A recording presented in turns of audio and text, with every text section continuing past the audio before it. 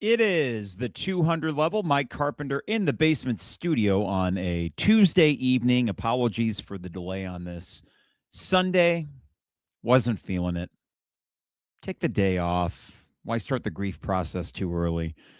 Yesterday, Monday afternoon, was going to go on at 4. A work related thing came up, cleaned up that mess, all good.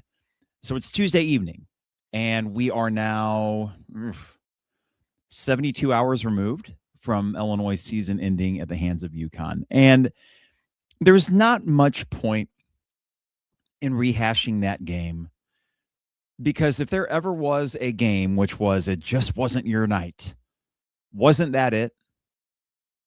I cannot for the life of me remember an Illinois game where so many freaking shots would not go in. And then conversely, UConn, there was one shot in the second half, a three that bounced off the rim about 8 feet up in the air and back down and in. And at that point, what can you do? And if it sounds like cope, what I'm about to say, I understand. But watching Michigan, especially Saturday, but even a little bit last night, did UConn cut our nose off to spite our face? In other words, you hang a banner for a Final Four or a national championship. You don't hang a banner that says national runner-up. At least most don't. Doesn't pop. I didn't need to lose to Michigan, and they are a worthy champion, one of the best teams in recent college basketball memory. So that thing is legit, and good for them. Congrats. I don't love it, but when you're that good, you just got to throw some respect their direction. Saturday stunk on one hand. The game itself stunk. Never quite caught fire, and it feels a little bit unfulfilling for a team that was electric in those 2 weekends previous and for much of the season before that to end in such a sort of ho-hum kind of way. Such is life, such is sports. It does not really negate, though, the fact that this was a great season. And you know that. I mean, if you're listening or watching right now, you know this is a certifiably great season. They did something for only the 6th time in program history, make a Final Four. Something they hadn't done in 21 years, make a Final Four. And that's nothing to scoff at. And this was not a fluky run. I know you got the break with Iowa in the Elite Eight, but you beat Houston in Houston, a national title contender. And it's not like UConn blew the doors off of you. I think most people watching that game came away with the same thing that I did. Wasn't your night. Dan Bernstein, who is not the closest Illini follower, and I know back in the 670 days would often speak out or really voice his disinterest in Illinois basketball, said it was too bad. They wouldn't go in. And even he said he hadn't seen anything like that to that extent. Bad luck, bad breaks, and a good UConn team. Not a good mix. And it's what it is. But a banner is going to go up. And it does, I think, fundamentally change the way that we're going to kind of talk about Brad Underwood and his tenure here at Illinois. And as we go into this offseason, and God knows it's going to be a tumultuous few weeks of will they stay, won't they stay, who do we get, who do we got? Fine. That's the new normal, but I do think that you're operating from a place now as a basketball program. You're working with some advantages that a lot of others just simply don't have, and that's pretty exciting. So today's podcast, closing time, we're closing the book on it for some damn reason, as cheesy as it sounds. Could not get the Semisonic song Closing Time out of my head as we were closing things out in the garage. This is going to be a celebration, and that's what it was in the garage after the game. It occurred to me that, and I've said this before, the main reason we follow sports so intently and intensely is because when it feels good, it feels amazing. And so often in those moments, the feel good, the feel amazing happens with our closest friends, our closest family. That is what happened for me on Saturday. We had about 20 people in the garage. And these are some of the people that matter the most to me. And the game didn't go so well, but I'd be lying if I said I didn't have a great time. Give you an example. 5 o'clock, 9 minutes before tip, And a friend of ours who lives down in Louisville, we had done this before the Iowa game, and he said, hey, put me on FaceTime, shots. Okay, great. We're going to do shots. And my good friend Kyle brought a big old box of Fireball shooters for the occasion, and everybody in that garage took a Fireball shooter, except for except for Kyle's son, who was 13 or 12. I forget, one of the two, but he did not take one. And all right, we're off and running. This is a celebration, man. Let's get into it. And we did. And I noticed as I was watching all the pomp and circumstance before the game, and I was watching the national anthem, the starting lineups, and I'm like, oh my God, holy shit, Illinois is on this stage. All the eyes of college basketball viewers nationwide are on this really good Illinois team back on the main stage. Because Monday night in the national championship is a big deal. The Saturday's a bigger deal in terms of viewership, in terms of having parties. And I mean, a Monday night's a Monday night. A Monday night at 9 o'clock Eastern is a Monday night at 9 o'clock Eastern. This was 5 o'clock Central, Saturday night, everybody watching. Didn't go your way, but damned if it wasn't fun to be back there. And I know Dan Hurley said something along the lines Friday of, we don't hang Final Four banners, we hang championship banners. Now, I don't know if that's true or not. I would venture a guess that in that arena, they have the Final Four banners as well. They just happen to win almost every time they're there. But, yeah, you hang Final Four banners.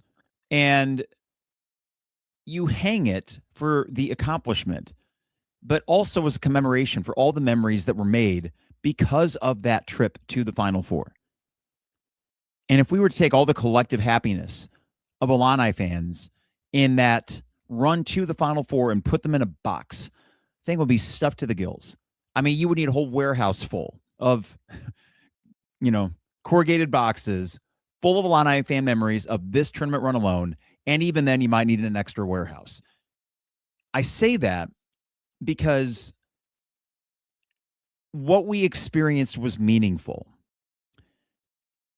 These are athletes that have no personal connection with any of us. We don't know them, maybe with a select few. They're wearing a name on a jersey, and those names and numbers change year in, year out. So why do we get so into it? And the answer to me is very clear.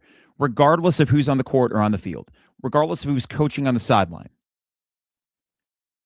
we have so many memories tied up with this program that when they succeed, it dredges up the best of memories and it compels us to make new ones. If this sounds overly lofty or cheesy, I get it. But I've been keeping this in my mind, and it has really informed a lot of the writing I've done the last week and a half. So speaking of that writing, I'm going to talk about what I've been doing here in just a second. But before I get too far ahead of it, got to remind you that the 200 level is brought to you by Hamilton Walkers, downtown Champaign, steak, seafood, and spirits. This place is my favorite restaurant in town. I know I have had a few listeners send me a message and say, hey, I told them Carp sent me, saw your portrait behind the host stand.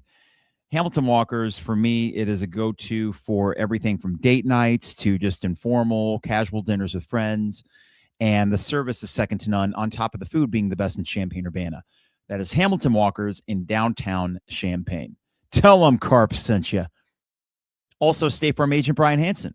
Online at brianismyguy.com. Life, auto, home, business, renters, you name it. Brian is my guy, and he can be your guy as well at brianismyguy.com. A big Illini fan, disappointed, I'm sure, like the rest of us.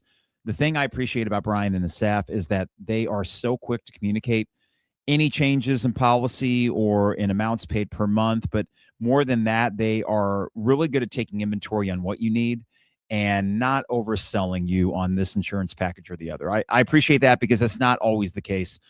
Can't recommend Brian enough. State Farm agent Brian Hansen, brianismyguy.com. Dogtown Heating, Air, and Plumbing, your home's best friend. Give them a call at 217-841-4728. Join their maintenance program. Same-day service, no overtime or weekend fees. We got our AC check coming up here this next week, and Good timing too. We got some warm days coming up, but I will say that already the warm days where the AC has kicked on, it's been working great. And we've been working with Dogtown on our 15-year-old HVAC system for a few years now, and we do notice a difference. And this tune up that they do, part of this deal, and the two times we've had to call them for the same day service, we're talking like a matter of an hour and a half, 2 hours. It's well worth it. Dogtown Heating, Air, and Plumbing, 217-841-4728. Finally, Owen Builders LLC. I'm on at owenbuildersllc.com for your next home improvement project. Check out a gallery of their work online at owenbuildersllc.com. Luke and his staff, expert craftsmen, great customer service as well. They get these things done in a timely fashion. That's owenbuildersllc.com. All right, let me just get a quick drink here.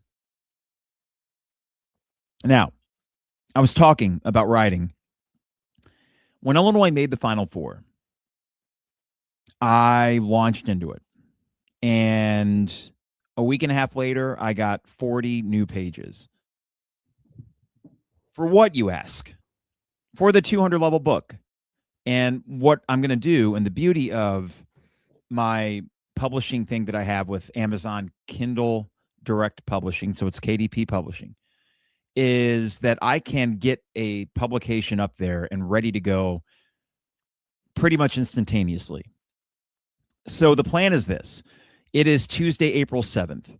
I'm going to spend the rest of this week finalizing this edition of the 200 level book, and it will have a brand new chapter, the longest chapter yet, and I think it's probably due to how fresh this all is. And we're going to just put a paperback out. And the reason a paperback and not maybe all formats at the moment is because it's just more cost-friendly to the consumer. If you already got the book, I know it's like, well, what, you want me to buy the whole thing again? I get it. But instead of just buying a pamphlet, this one is going to allow you to buy it at reasonable cost. And we're going to try to get it into the local shops as well. But I view it this way. I stopped in game day on Friday and ran into Corey, who I've known for a long time, dating back to the 93.5 days. And he said, so another book? And I said, well, funny you mentioned that, but like I've been working on the chapter and obviously we got to see what happens this weekend. And he said, well, let us know. And any Final Four thing, man, it's flying off the shelves. And I was asking myself, not why, I know why, but the commemorative aspect of these things is why we get them. I mean, are we going to be wearing the Final Four shirts as much as other items in our closet or dresser? Probably not. It's there, though. And it's pretty cool that it's there. It's nice to know that it's there. What I have attempted to do with this chapter, and what I spoke to a little bit in that introduction, this Final Four was particularly meaningful. Call it the passage of time, call it getting older, whatever it may be. I appreciate now more than ever the fleeting nature of these things and embracing them when they happen, milking everything you can out of it. I think that's fine. I think that anyone that would question, was I too into it the last few weeks? Bullshit. No, you weren't. You should sink your teeth into something like this. And you should elicit every bit of joy that you can out of it. It occurred to me too, when writing this, that I was as happy for others, and at the sake of sounding cheesy, as happy for others as I was for myself. I was over the moon. We made the Final Four. Amazing. There's no better feeling than making the Final Four. And I know what the other better feeling would be, and I hope Illinois does that sometime. But it was for my parents, who they're getting older. They didn't admit it. Well, are they going to be around another 21 years? I'd love if they were, but I don't know, and hopefully it doesn't take 21 years. For my nieces and nephew, they have a team now. The same way that I had 01 and 05. They have a team. When I saw them Sunday, my nieces were talking about which NIL shirts to get. Oh, I want the Merkovich one. I want the Stojakovic one. These guys are like rock stars to a lot of these kids in the area. I think about Trevor, Isaac, guys of about, 10 to 15 years younger than me, who are their formative years as Illini fans were Late Weber and John Gross. They had not had a team. When they thought they had a team in 2021, they lost to Loyola. It was devastating for me, more so for them, because that would have been like if the 05 team lost to freaking Nevada in the second round. And I'm like, oh my God, are we ever going to, so now they got to experience that. And regardless of age or how long you've been following Illinois basketball, you were able to watch them in a Final Four. I do not subscribe to the notion that it's championship or bust. With the New York Yankees, I do, but that's professional sports, and they should be better than they are as far as winning World Series. That's another thing you probably don't need to care about, nor should you.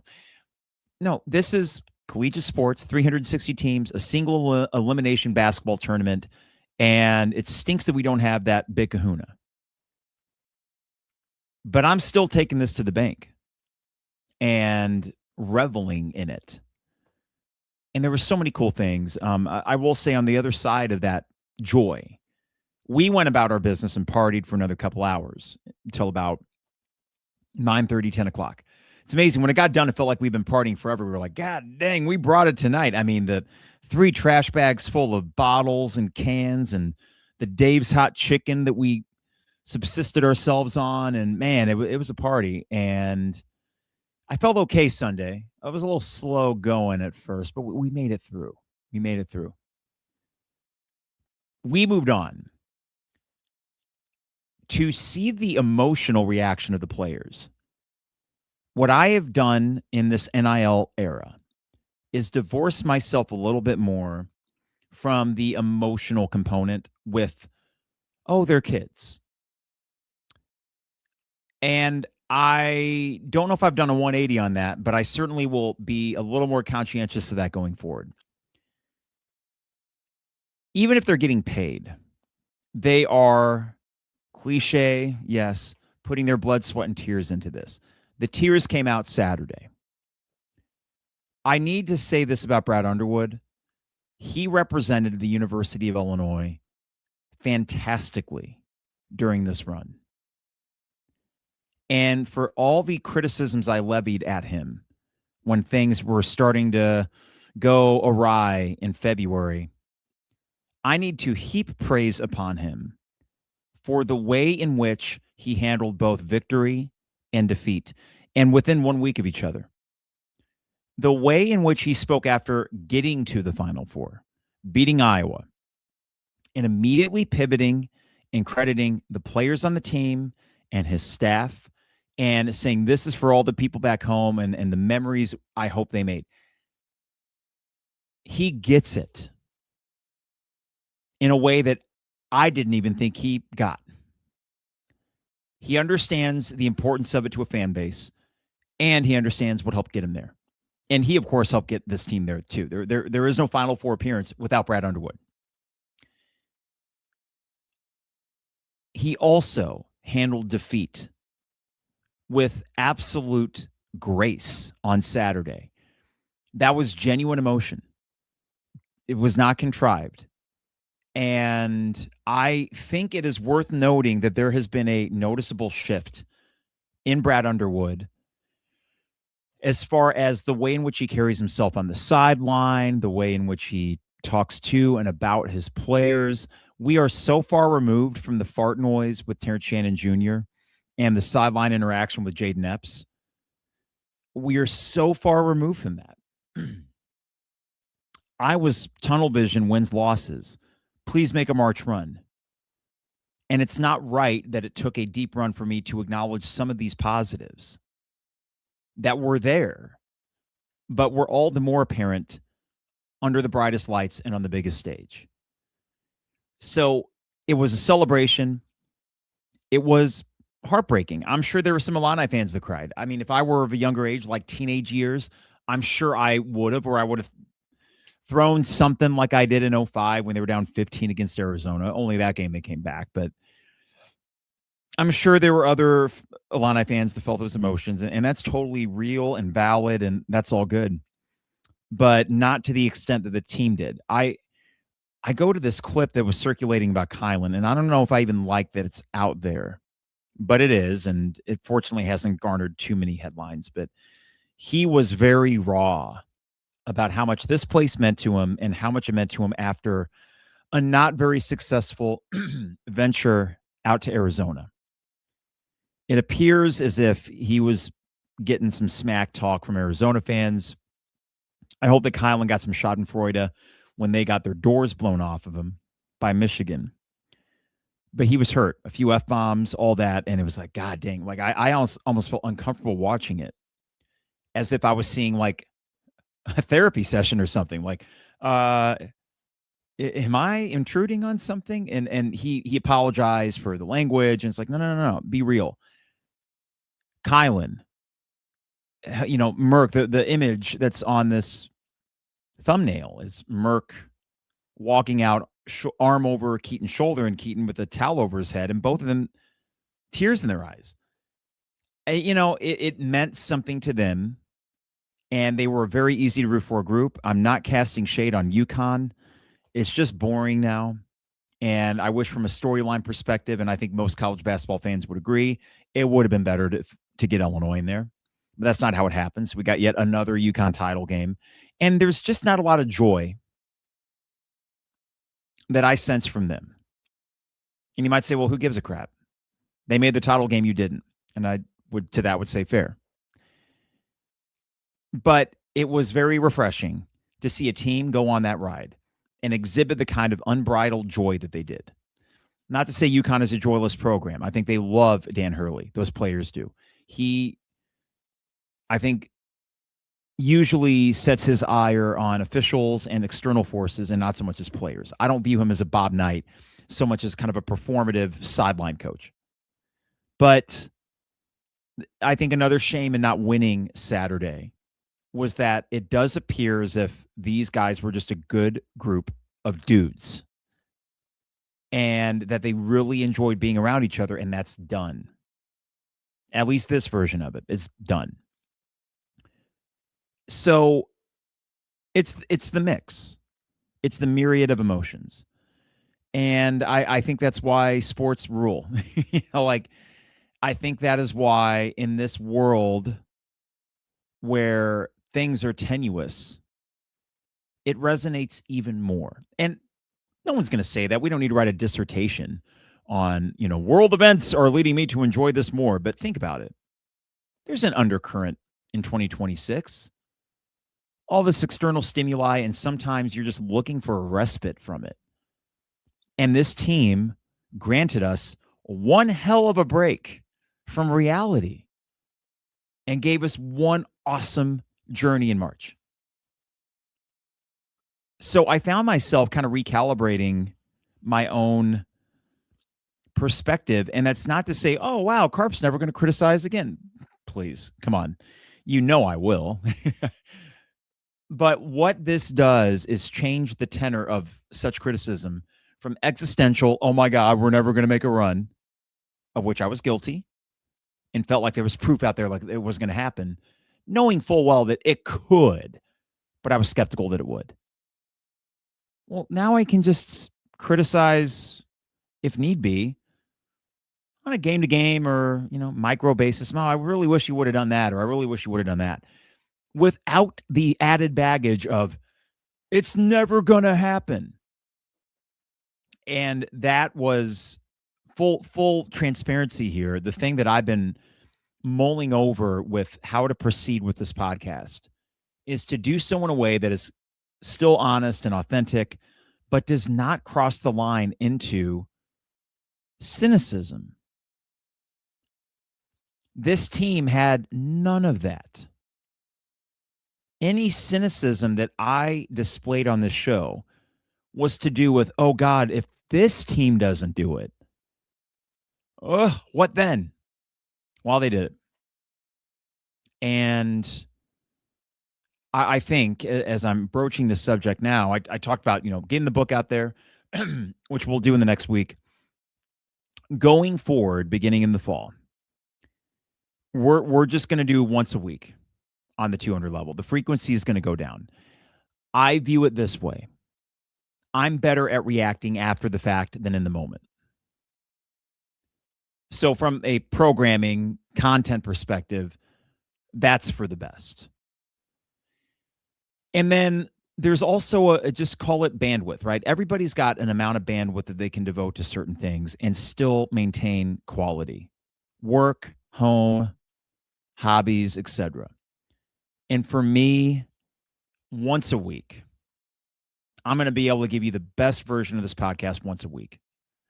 And I'm looking at like Sunday, late mornings. That way it's good for the week. But that's it, because I think that part of it was I was allowing external stressors and, I got to go down there, record after this game and that game, to really affect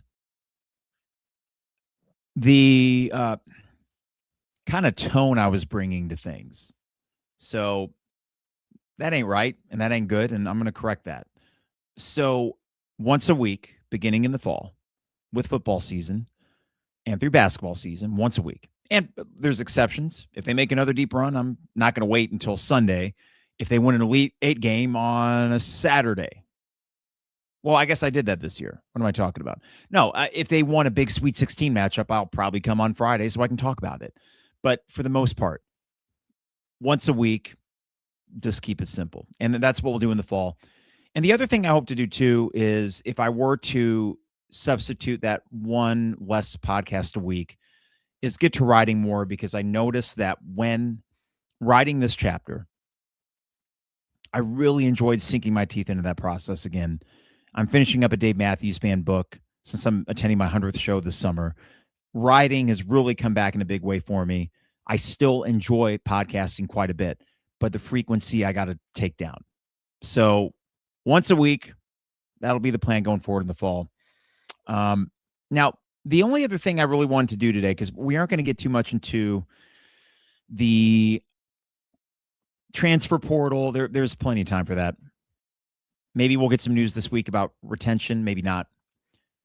But we do have some things here in the chat thread that I want to get to. I'm going to start with the ones from today and then go back to ones that were posted yesterday before we postponed it. Before I do, apologies for the voice. Every spring, and I'm not too, the allergens don't bother me that much, but they do tickle the throat. So just give me a second here. All right, here we go. From today, from Bobo, Closing Time, great song for sure. Did you know that closing time has two meanings? Has to do with the bar's closing and the birth of the lead singer's daughter. I remember, Bobo, I think I read that on Pop-Up Video. I don't know if you remember Pop-Up Video on VH1.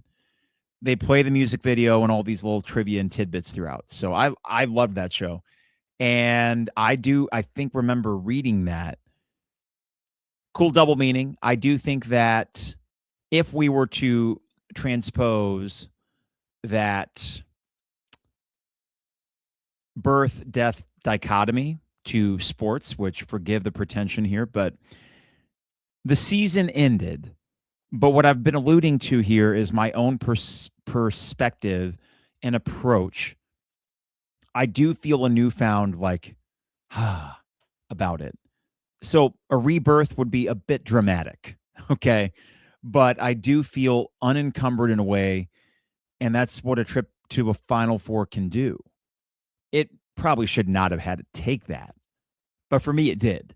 So yes, closing time, we're closing the bars. I don't have a kid. We aren't giving birth to a daughter or son, but you know what? We just had a rebirth of happy Illini fandom. So, Bobo, that's the best I could do for a comp there. But yes, I do remember that tidbit of that song. Great song, too. From Evan, what's your confidence level that we can get back to the Final Four, and thoughts on next year's potential team? Evan, I think you're going to have a Final Four contender, but so did Florida. So did Duke. So did Purdue, I guess, but we kind of knew later as that season was going on, though they had a resurgence. It's tough. You're going to have a top 15 team. I do think that what this does is raise the floor even more for Brad Underwood, because his floor, I think, was top 25. make a tournament, borderline top 25 was his floor, as it was last year in the Matthew Meyer year. That was the floor then. You're looking now at a situation, him capitalizing after Final Four with presumably greater NIL money to work with and the cachet of having made a Final Four, to let that new floor be top 15. Now, I can't say they're going to make the Final Four because you just don't know. But I do think when they have the roster assembled, it'll be, oh, yeah, it's a Sweet 16 team. Yeah. And from there, as we saw this year, shoot your shot. If they make a Sweet 16 next year, you're just stacking tournament wins. By the way, I calculated this in my head. You are 8-3 in the last 3 tournaments. 8-3. It's like a 70% win percentage. I mean, in the tournament. And yeah, this year bolstered that, but the Elite Eight one did too. And you still won one last year in an off year. Brad Underwood's 8-3 in the last 3 tournaments. I think what you've shed yourself of, what he has shed himself of, is the notion that his teams shrink in March. They didn't this year at all. And the Elite Eight year, same thing. I mean, they bum rushed 2 opponents and then beat a really good Iowa State team. And then there was UConn. And because that got so bad, there was that lingering doubt. But I don't think anymore we can bust out the he can't win in March narrative. I mean, it's done. It's over. And how refreshing and good for him. From Bobo, seems like some national people are super high in Illinois for next year and have seen some people have the number 1 to start the season. Wonder what they know, if anything. Bobo, I think there's an assumption that retention is going to be pretty good for this team. And to me, I think it makes sense. I think if you were to bring back the Evasai, Merck, Stoya, Jake Davis, and Ty, you got Quentin Collins. Is it Quentin Collins or Quentin Coleman? Excuse me. Well, you want to go get John Blackwell? Why not? He's there. His dad went here. It's right there in front of you. Come on, donors, pay up. I mean, the guy's going to need a bag, and I think he's worthy of a bag. No, I think that I would see that. It doesn't mean anything because Purdue was the preseason number 1. Were they preseason number 1 this year? I think they were. Didn't work out, but guess what? They still got a 2 seed. And they still made an Elite Eight. So it matters. When you start stacking these high seeds, your likelihood of deep runs just increases. This tournament is getting more chalk every passing year. Preseason number 1 is attainable. Let it play out. But yeah, there's a reason why there are a couple preseason polls. And these are way too early. They're for fun. But I think that's how highly you are regarded right now. So that's pretty cool. And Bobo also mentions Merck, Keaton, Andre were top 3 in NIL store jersey sales last week, which is crazy. Another reason why I think Bobo, Merck, and Andre, you get them a bag, right?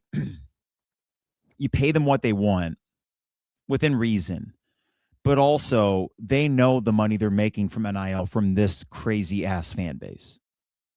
I say that with love, but they do. Jacob was there on Saturday. He says, it still gave me chills to see all those Illini fans. I despise everything UConn with how insufferable their fans are. Jacob continues, we have a chance to capitalize off Final Four in recruiting. 89 Bruce Pearl sanctions and 05 Weber squandered it away. This could be a very special era. Great point, Jacob. I'll speak to that. I was talking to my dad about this, and this is very much night and day from 05. 05, we knew was a one-shot deal when it became apparent Darren was going to be a lottery pick and Luther and Roger were going to graduate. Best you could have had for 05-06 was D and James come back, and they did.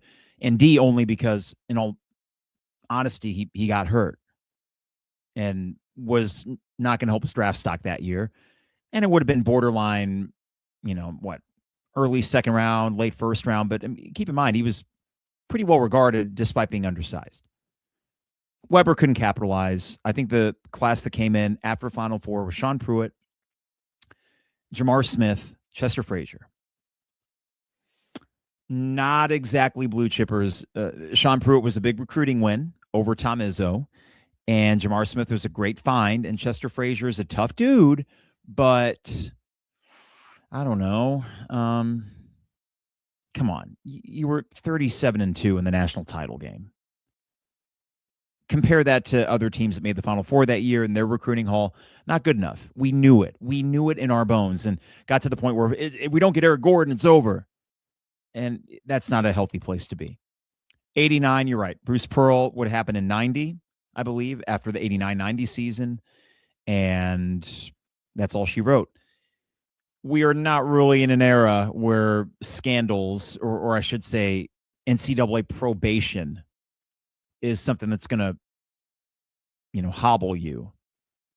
So it's a Wild West out there, and you have a coach that's pretty good at navigating it.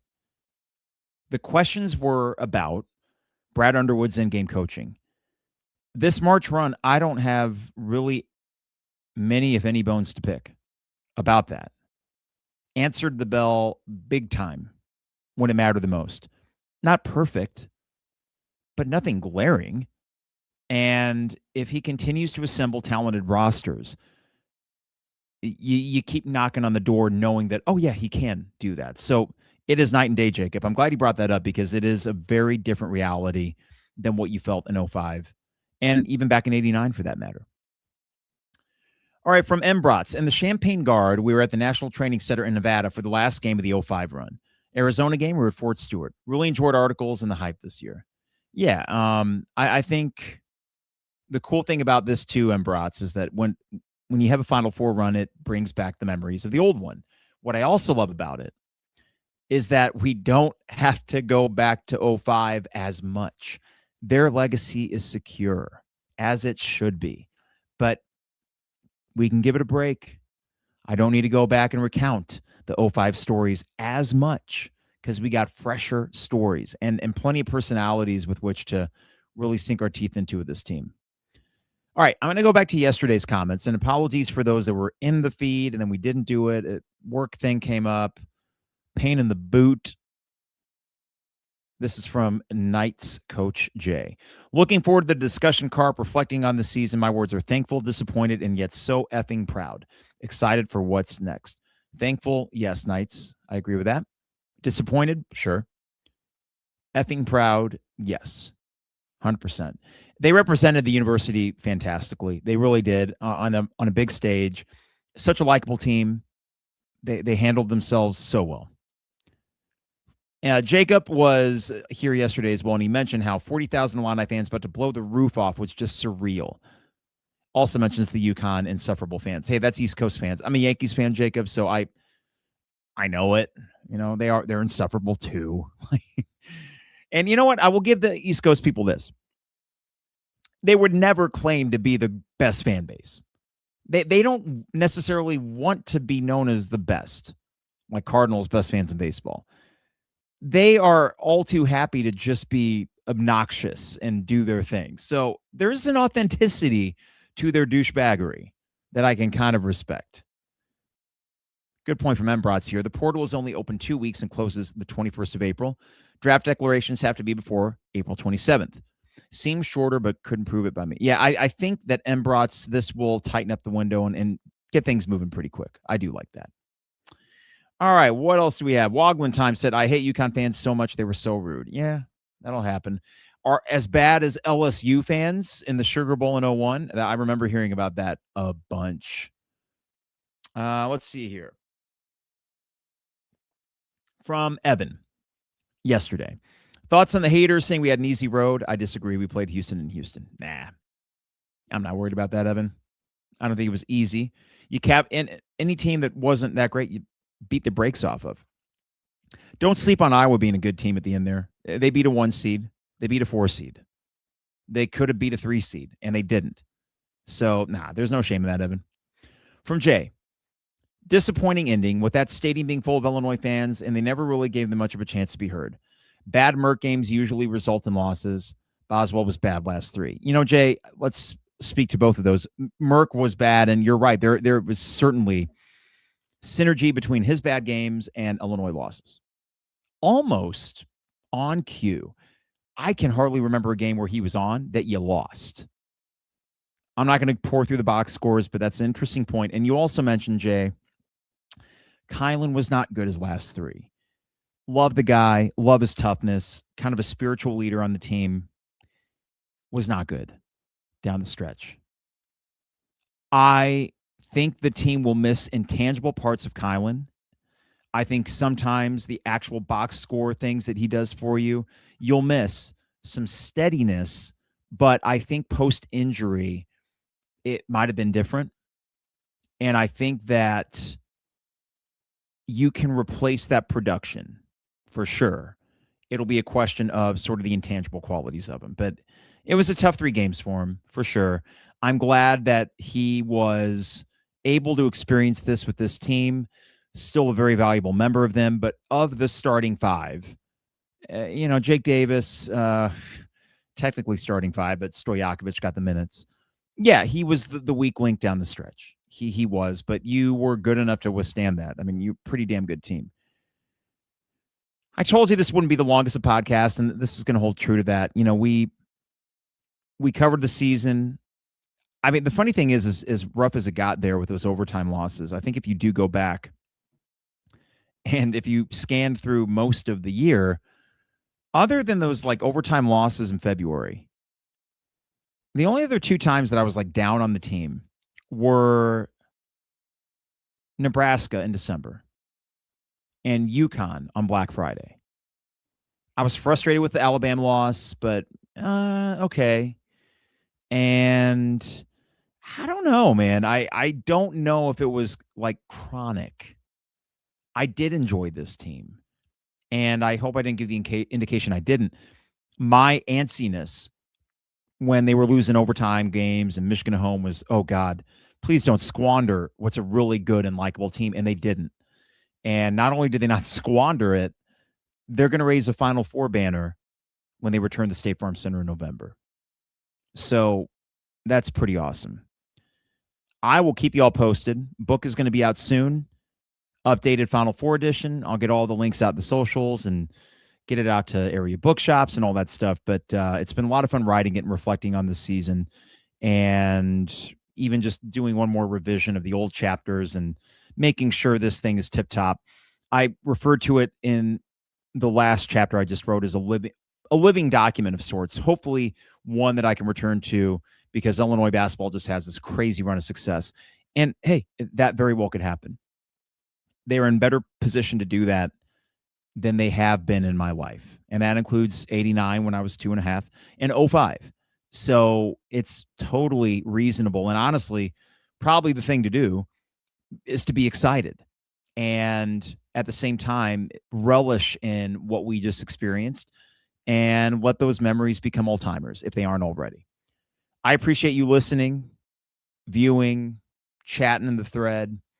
We'll be back intermittently throughout the month of April as recruiting news pops up, and we'll probably do a once a week kind of thing for the rest of this month. As I mentioned, as we get back in the fall, we're going to kind of cut back, scale back to once a week, and I'll make sure that those weekly pods are worth your while. And thank you for letting me be a part of this Illini sports conversation. I live it, I breathe it. I ride that roller coaster, and that's fandom, baby. That's what it is. I know I do I can be a very mercurial personality with that sometimes, but I hope that through all of that, my joy when things are going well does come out, and that hopefully it's contagious in some ways. If you don't feel it already, you can be reminded like, oh yeah, this is really good, and be the excitable little boy that I am. Like, oh my God, I made the Final Four, which is what I am. I mean, it's great. Congrats to Michigan. Unbelievable team. Hard to dislike. They're just really good. And when a team's that good, I mean, damn. I don't think Dusty May is the next Kurt Signetti, but they're going to be right there at the top of the Big Ten for the foreseeable future. You will be too. So maybe you can get your Michigan year in the near future. It could happen. Before I get out of here, got to remind you, the 200 level brought to you by Hamilton Walkers, downtown Champaign, steak, seafood, and spirits. State Farm agent Brian Hansen, online at brianismyguy.com. Dogtown Heating, Air, and Plumbing, your home's best friend. Give them a call at 217-841-4728. And finally, Owen Builders LLC, online at owenbuildersllc.com for your next home improvement project. Thanks again, everybody. Have a good rest of your Tuesday evening and a good rest of your week. And we'll speak soon and kind of keep on top of all of this transfer portal madness. It is the 200 level.